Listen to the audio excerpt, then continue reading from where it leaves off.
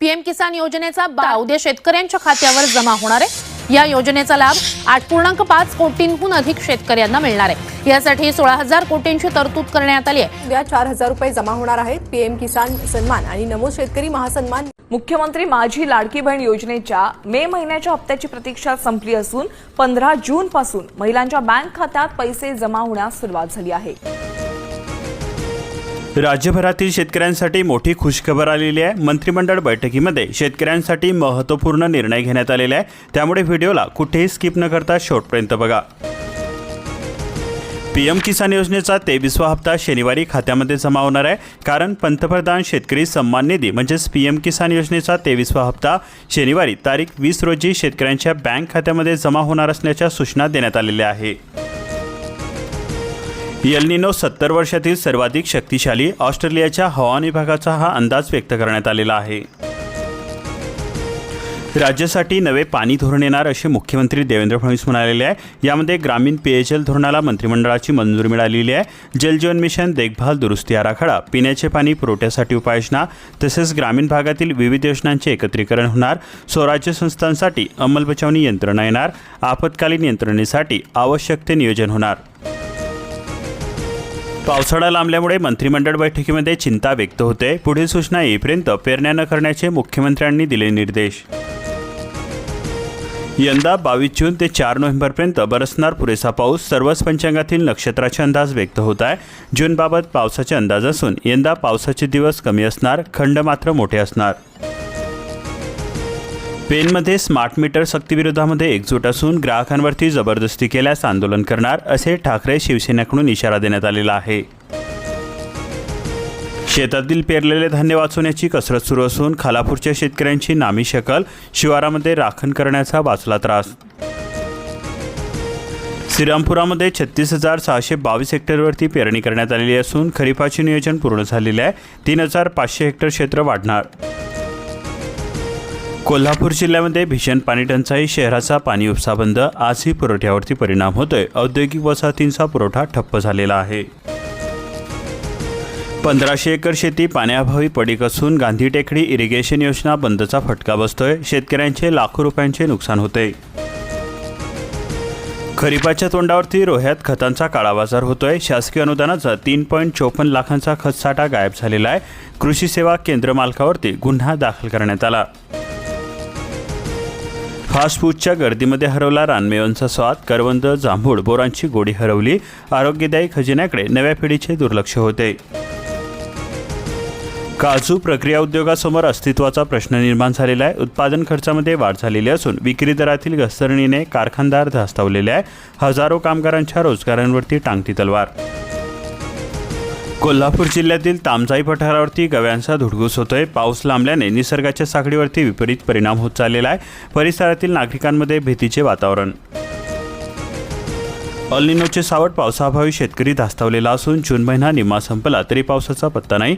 पेरणी रखडलेली आहे। दुष्काळाची भीती सुद्धा वाढलेली आहे। दर वाढले मात्र बागा उद्ध्वस्त। केळीच्या उत्पादनामध्ये 30% घट झाल्याने निराशा व्यक्त होते। शाश्वत उत्पादनासाठी रेशीम उद्योग करावा, रेशीम अधिकारी अजय मोहिते म्हणाले। परतूर तालुक्यातील बाबाई येथे खत बचाव अभियानाची उपाययोजना। मृग नक्षत्र असून सुद्धा पावसाची प्रतीक्षा ही कायम आहे। उष्णतेच्या झळांनी नागरिक झाले हैराण, पावसाचा पत्ताच नाही। बळीराजाला पावसाची प्रतीक्षा असून समाधानकारक पावसाअभावी खरीप पेरण्या खोळंबलेल्या आहे। बी बियाण्यांच्या दुकानामध्ये सुद्धा शुकशुकाट दिसून येतोय। वादळी वाऱ्याचा भूम तालुक्यामध्ये तडाखा बसलेला असून सलग 18 तास वीज पुरवठा खंडित होता। नागरिकांचे मोठे हाल झाले। रस्त्यावरती झाडे कोसळली। पोखराच्या विविध योजनांसाठी किनवट तालुक्यांमधून 736 अर्ज प्राप्त झालेले आहे। 38 गावातील शेतकऱ्यांच्या विविध योजनांना प्रतिसाद मिळतोय। शेतकरी प्रश्नावरती धरणे आंदोलन, पीक विमा ट्रिगर, कर्जमाफीच्या अटी रद्द करण्याची मागणी केली जाते। आंदोलनामध्ये शेतकऱ्यांची उपस्थिती। नको अटी शर्ती, हवी फक्त आम्हाला कर्जमुक्ती। फसव्या कर्जमाफी विरोधामध्ये बीड जिल्ह्यात शेतकऱ्यांचा एल्गार मोर्चा, शिवसेनेचा ट्रॅक्टर मोर्चा काढण्यात आला। तमिळनाडूमध्ये 75,000पर्यंत पीक कर्जमाफी, मुख्यमंत्री विजय यांची घोषणा। 14.43 लाख शेतकऱ्यांना मिळणार या योजनेचा लाभ। 28 रुपयांची ढेप 42 रुपयांवरती दरवाढीने पशुपालक त्रस्त झालेले आहे. आर्थिक गणित कोलमडलेले आहे. दुधाला मिळणार भाव अत्यंत कमी असल्याने दुग्ध व्यवसाय तोट्यामध्ये जातोय. सतर्कता घेण्यात आलेली आहे. नीट पुनर्परीक्षा आधी टेलिग्राम ॲप्लिकेशनवरती बंदी घालण्यात आली. कॉपी आणि दिशाभूल रोखण्यासाठी केंद्राचा हा निर्णय घेण्यात आलेला आहे. NTA सायबर यंत्रणेच्या शिफारशीनंतर ही कारवाई करण्यात आली.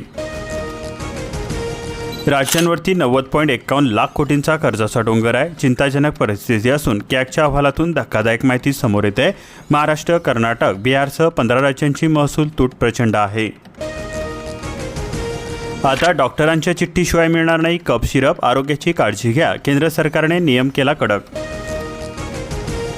अपात्र लाडक्या बहिणींच्या खात्यामध्ये 50 कोटींचा लाभ. आता लाभ झाला बंद. महिलांकडून मानधन वसूल न करण्याचे शासनाचे आदेश देण्यात आले.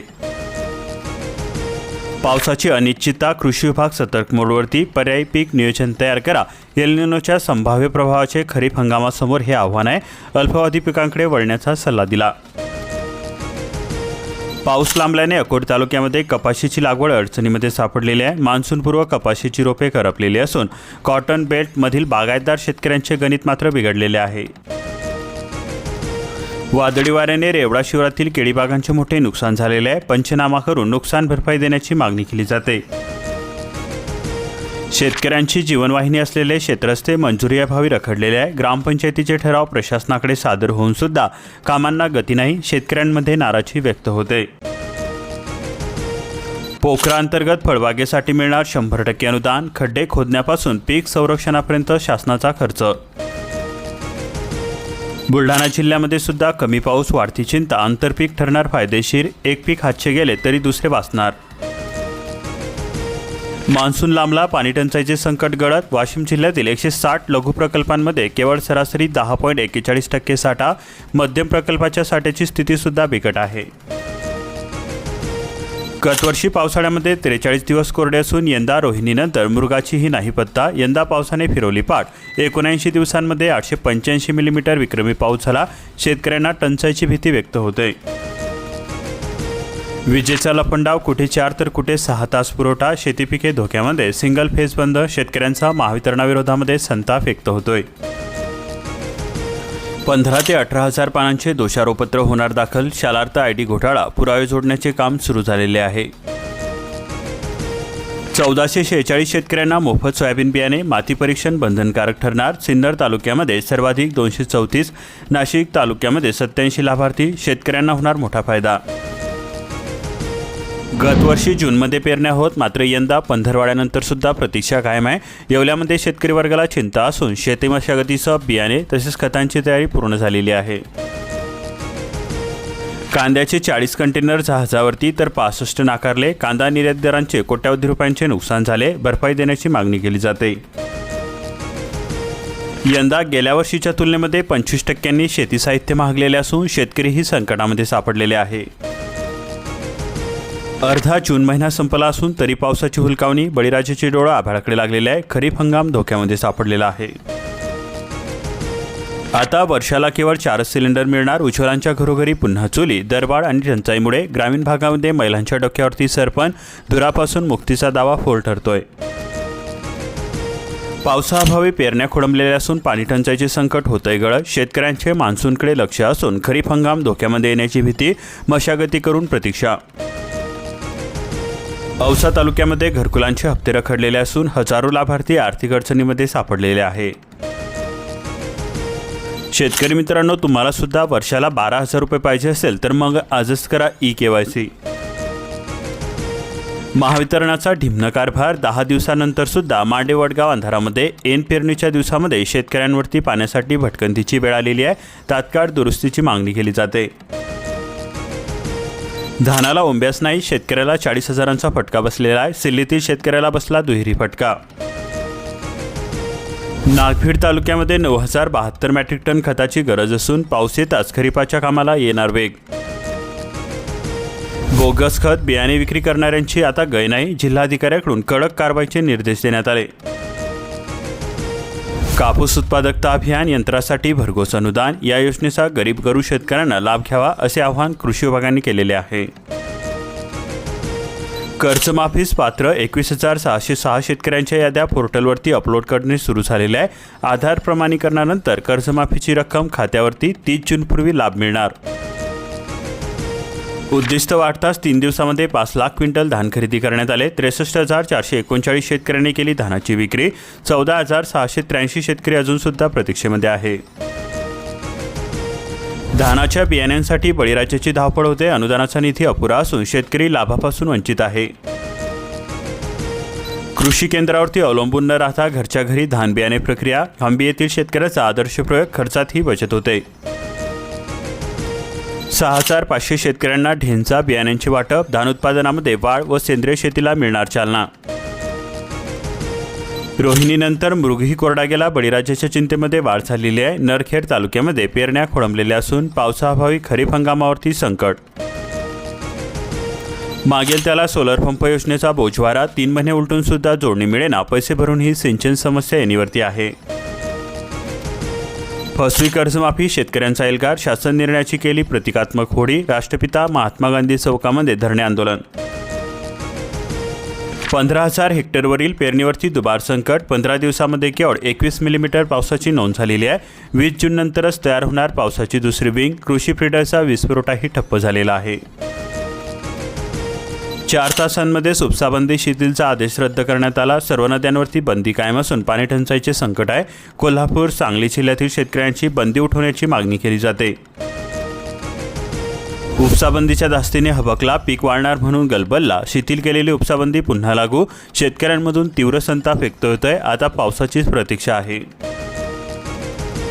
मोफत मिनी किट बियाणे ऑनलाईन अर्ज प्रक्रिया सुरू करण्यात आलेली आहे. इच्छुक शेतकऱ्यांनी तात्काळ अर्ज करावे. कृषी विभागाकडून आवाहन केले जाते. अशाच प्रकारच्या महत्त्वपूर्ण अपडेट्ससाठी आताच आपल्या चॅनलला सबस्क्राईब करून बेल आयकॉनला ऑलवरती सेट करा आणि हा व्हिडिओ जास्तीत जास्त शेतकरी मित्रांपर्यंत शेअर करा.